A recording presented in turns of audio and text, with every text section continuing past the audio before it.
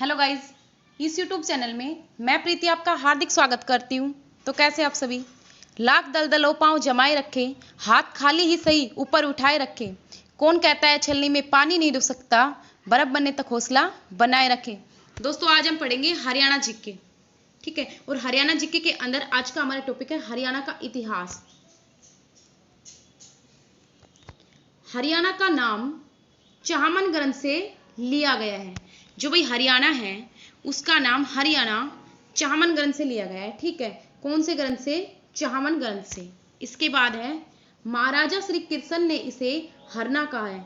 जो महाराजा श्री कृष्ण है ना, उसने हरियाणा को हरना कहा है।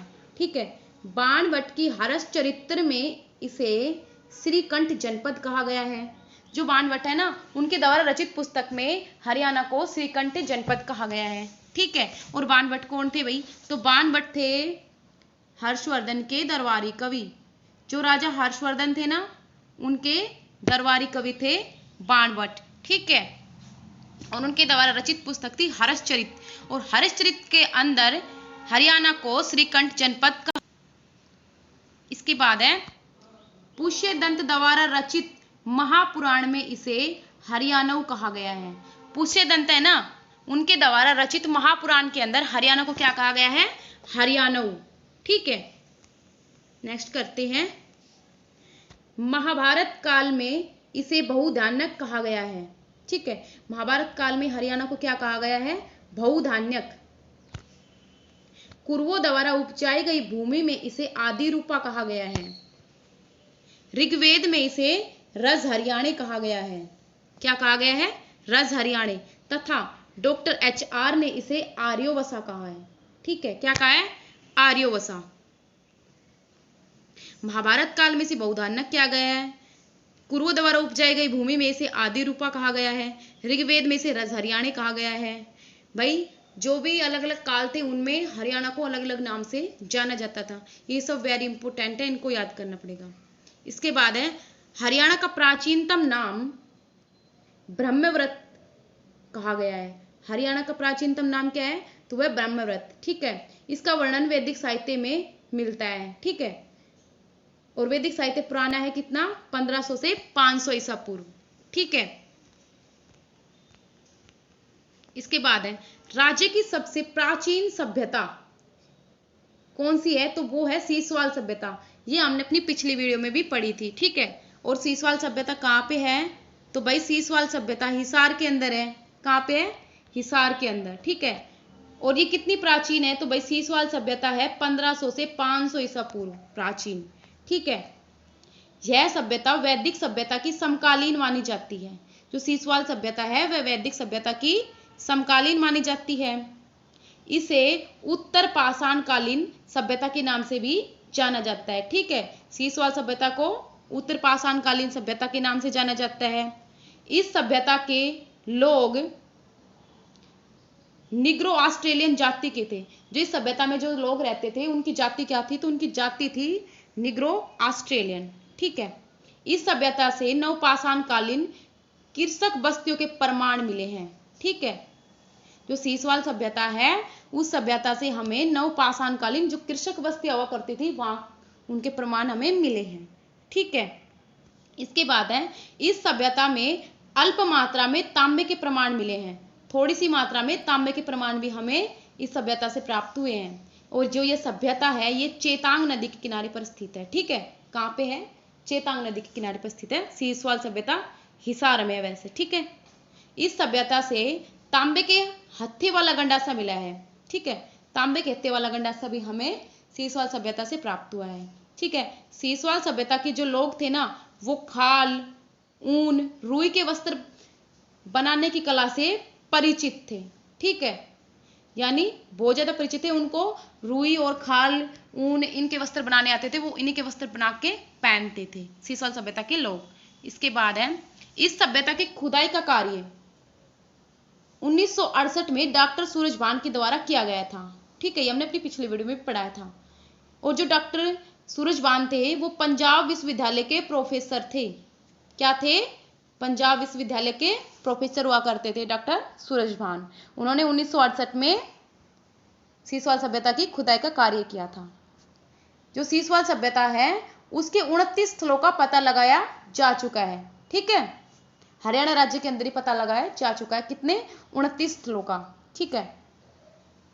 काले पर सफेद चित्र सीसवाल संस्कृति की विशेषता है। ठीक है, विशेषता क्या है भाई सीसवाल सभ्यता की, संस्कृति की या सभ्यता की? तो वो है काले रंग पर सफेद चित्र। ठीक है, कोई भी काले रंग का चित्र है उसके ऊपर सफेद रंग के चित्र काले रंग के ऊपर। ठीक है, इसके बाद करते हैं किस काल में राज्य की भूगर्भिक संरचना को, जो भूगर्भिक संरचना थी उसमें परिवर्तन हुआ था?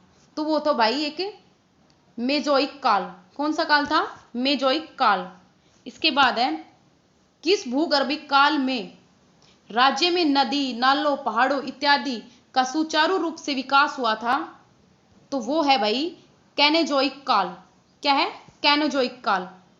पहला है किस काल में राज्य की भूगर्भिक संरचना में महत्वपूर्ण परिवर्तन हुआ था? भूगर्भिक संरचना में परिवर्तन हुआ तो वो तो हुआ था मेजोइक काल में। ठीक है, इसके बाद नेक्स्ट है कि किस भूगर्भिक काल में राज्य में नदी नालों पहाड़ों का सुचारू रूप से विकास हुआ था? नदी नालों पहाड़ों का सुचारू रूप से विकास हुआ था तो वो हुआ था कैनेजोइक काल में।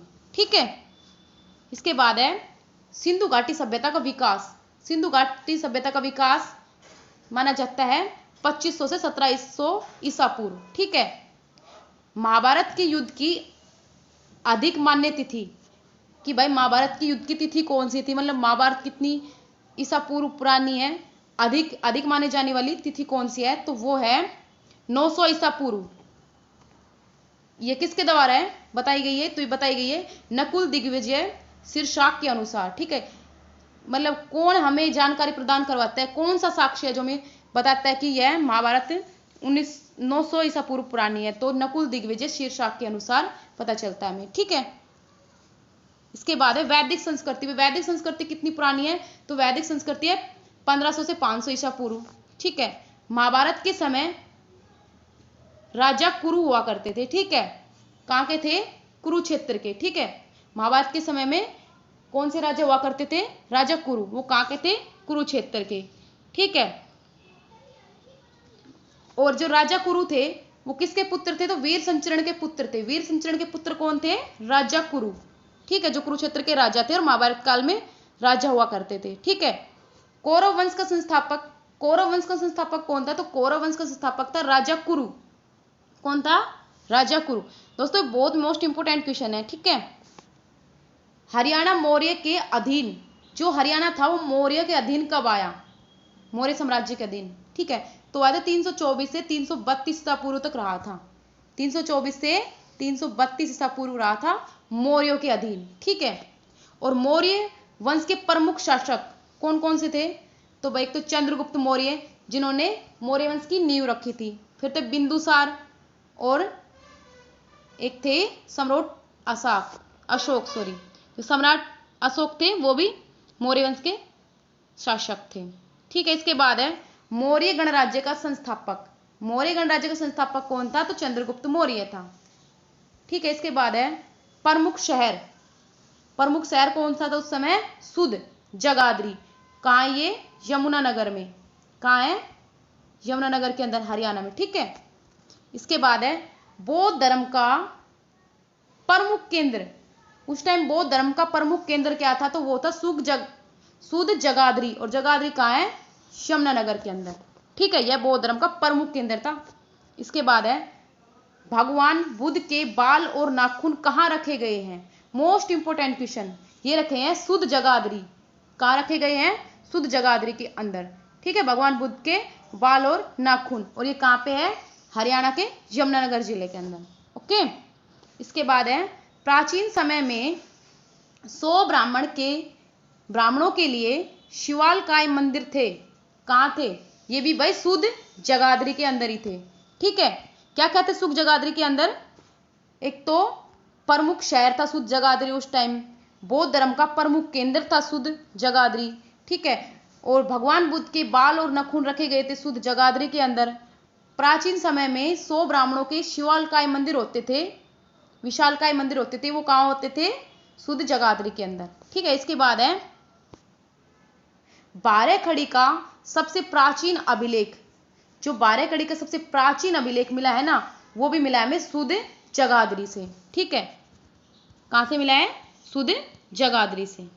नेक्स्ट करते हैं, कई संगीतकारों के बैलगाड़ी में बैठे हुए की मूर्ति कहां से मिली है? सुध जगाधरी से। भाई हरियाणा में दूसरी शताब्दी के अंदर संगीत आ चुका था ऐसा माना जाता है, और हमें इसके साक्ष्य मिले थे सुध जगाधरी से। ठीक है, क्या साक्ष्य मिले थे? कई संगीतकार की बैलगाड़ी में बैठे हुए की मूर्तियां, कि जो कुछ लोग थे बैलगाड़ी के अंदर बैठ के जा रहे थे, इतिहासकारों ने देखकर पता लगा लिया कि उनके हाथों में ना कुछ संगीत के वाद्य यंत्र थे। तो इतिहासकारों ने देखकर पता लगा लिया कि उस टाइम हरियाणा के अंदर संगीत आ चुका था, लेकिन ये पता नहीं लगाया था कि वो संगीत शास्त्रीय संगीत था या फिर कौन सा संगीत था। लेकिन इतना पता चल गया था कि संगीत दूसरी शताब्दी में आ गया था। हरियाणा में संगीत कौन सी शताब्दी में आ गया था? तो दूसरी शताब्दी में। ठीक है, कौन सी शताब्दी में आ गया था भाई? दूसरी शताब्दी में आ गया था। ठीक है, हरियाणा के इतिहास की जानकारी देने वाला प्रसिद्ध अभिलेख, भाई हरियाणा के इतिहास की जानकारी प्रसिद्ध अभिलेख कौन सा है जो हरियाणा के इतिहास की जानकारी देता है? तो वो है टोपरा अभिलेख। क्या है? टोपरा अभिलेख। और ये कहाँ है? ये भी भाई यमुनानगर के अंदर ही है। ठीक है, कहाँ है? यमुनानगर के अंदर।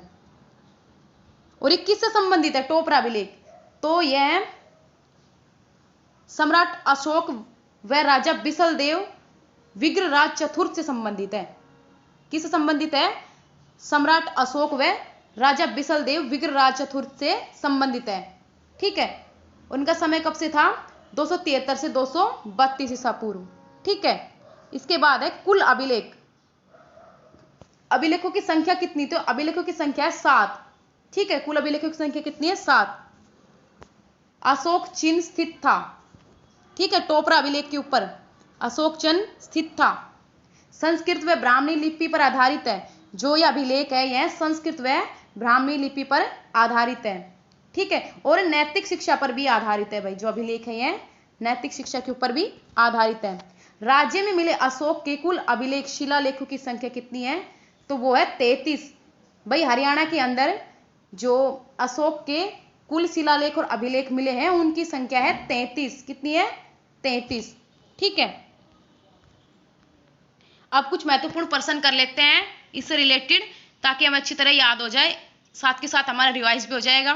दोस्तों अगर आपको मेरी वीडियो पसंद आ रही है तो इसको लाइक शेयर व सब्सक्राइब जरूर करें। हरियाणा का प्राचीन नाम क्या था? तो भाई हरियाणा का प्राचीन नाम है रज हरियाणे। क्या है हरियाणा का प्राचीन नाम? तो वो है रज हरियाणे।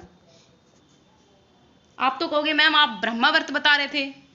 हाँ ब्रह्मावर्त भी है, लेकिन रज हरियाणे हरियाणा का प्राचीन नाम है, क्योंकि रज हरियाणे किस में कहा गया? तो ऋग्वेद में कहा गया हरियाणा को रज हरियाणे। किस में? ऋग्वेद में। और ऋग्वेद सबसे प्राचीन वेद है। ऋग्वेद कितना पुराना है? तो ऋग्वेद है 1500 ईसा पूर्व से 1000 ईसा पूर्व पुराना है। ठीक है, तो हरियाणा का प्राचीन नाम क्या है? रज हरियाणे। इसके बाद है हरियाणा का नाम किस ग्रंथ से लिया गया है? तो हरियाणा का नाम लिया गया है चाहमन ग्रंथ से। कौन से ग्रंथ से? चाहमन ग्रंथ से लिया गया है। नेक्स्ट क्वेश्चन करते हैं, श्रीकंठ जनपद का उल्लेख कहाँ मिलता है? कि वे हरियाणा को श्रीकंठ जनपद किस में कहा गया है? तो बाणभट्ट की हरिश्चरित्र में हरियाणा को श्रीकंठ जनपद कहा गया है। इसके बाद है हरियाणा को हरियाणा किस में कहा गया है? तो वह कहा गया है महापुराण में। और महापुराण किसके द्वारा लिखित है? तो वह पुष्यदंत द्वारा। पुष्यदंत द्वारा लिखित महापुराण में हरियाणा को हरियाणा कहा गया है। इसके बाद है पुराने समय में हरियाणा को किस नाम से जाना जाता था? तो भाई पुराने समय में हरियाणा को जाना जाता था ब्रह्मावर्त के नाम से। किसके नाम से जाना जाता था? ब्रह्मावर्त के नाम से। इसके बाद नेक्स्ट करते हैं, राज्य की सबसे प्राचीन सभ्यता। तो वह सीसवाल सभ्यता। और ये कितनी प्राचीन है? तो ये है 1000 से 500 ईसा पूर्व। और सीसवाल सभ्यता कहां पे है? तो ये है हिसार के अंदर। ठीक है, और इसकी खोज डॉक्टर सूरजबान ने 1968 में की थी। ठीक है, वैदिक काल का समय क्या था? तो वैदिक काल का समय है 1500 से 500 ईसा पूर्व। ठीक है, वैदिक काल कितना पुराना है? 1500 से 500 ईसा पूर्व। संगीत के साक्ष्य हमें कहां से मिले हैं? तो संगीत के साक्ष्य मिले हमें शुद्ध जगाधरी। कहां से? शुद्ध जगाधरी। कहां है शुद्ध जगाधरी? यमुनानगर के अंदर, ठीक है। वहां से हमें संगीत के साक्ष्य के मिले हैं, ठीक है। क्या साक्ष्य मिले हैं? कि कुछ लोग बैलगाड़ी के अंदर बैठ के जा रहे थे, ठीक है। उनके हाथों में संगीत के वाद्य यंत्र थे। इसके बाद है मौर्य गणराज्य का संस्थापक कौन था? तो भाई मौर्य गणराज्य का संस्थापक था चंद्रगुप्त मौर्य। कौन था? चंद्रगुप्त मौर्य। नेक्स्ट क्वेश्चन है बौद्ध धर्म का प्रमुख केंद्र कौन सा था? तो भाई उस टाइम बौद्ध धर्म का प्रमुख केंद्र था शुद्ध जगाधरी। क्या था? शुद्ध जगाधरी था, ठीक है। तो दोस्तों आज की वीडियो में इतना ही, मिलते हैं अगले वीडियो में। मैं आशा करती हूँ आपको मेरी वीडियो पसंद आई होगी। Thank you.